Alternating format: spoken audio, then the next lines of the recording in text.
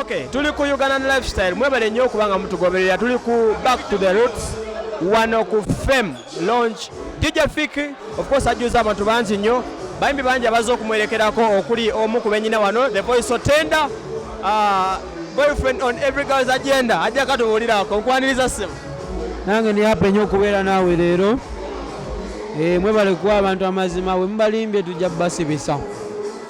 bali biki Ugandan Lifestyle biki wali wonna YKBenda The Voice Otenda first on every girl's agenda kuba muziki anebokola kitatunda byenda wali wonna oliota boss wange defeat nnyo blood kyekiriwo yaman osokwagira DJ Fiki nalo oyo muntu waffe nnyo ffe ng'abayimbi tumumanyi bw'otamuwagira weba webbye kubanga atupushinga nnyo bwe nga omuntu omwesigambo kimu kyonza omwogerako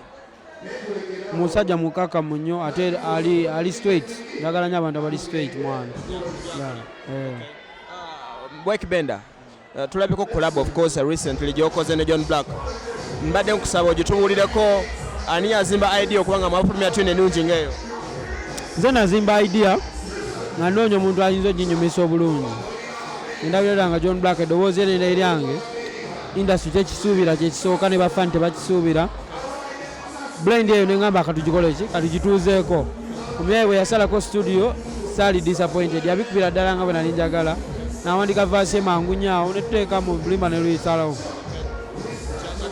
nyamani kati YKBenda kino ngenda kikubuuza nga gwe celebrity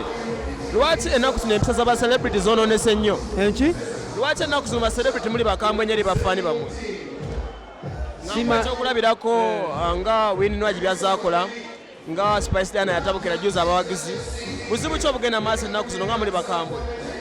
kati so atandika kunyonyola nsonga ya muyimbi mulala nenze siri mukambwe naye kyenyinza okugamba abayimbi abakyala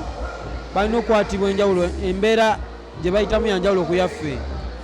nze teri agenda kunningiza okitegeera teri agenda kuŋŋamba nti kankukwateko wano simanyi oyambadde otya naye abayimbi abakyala bali sensitive nnyo so bw'omulanzi omusanga nga nyiiza okitegeera kubanga oli akola biki oli oyagalamu okwatako basikiriza bangi kuba balungi abasinga so nze nkitegeera si nti bakambwe wabula ne bafaana abamu batamuukirira ku bakyala okitegeera so kiri both ways so olumu abawagizi balina osalamu kuba oli mukyala ayinza okusanga alina omwami we oba boyfriend we ngayagala mumuwa ekitiibwa okitegeera so kikulu so olowooza reaction yandibadde ngaetya however much omuyimbi anyiize nnyo mwandireactinzanga mutya ekyo saa kikunyonyola because kijira mu mbeera ki gyolimu essaawa eyo bitera okutuukako ndi musajja alikamu ennyo nze nkiwa okimanyi ekyo ninkwata mpola nze naye ndi mukambwe ennyo ate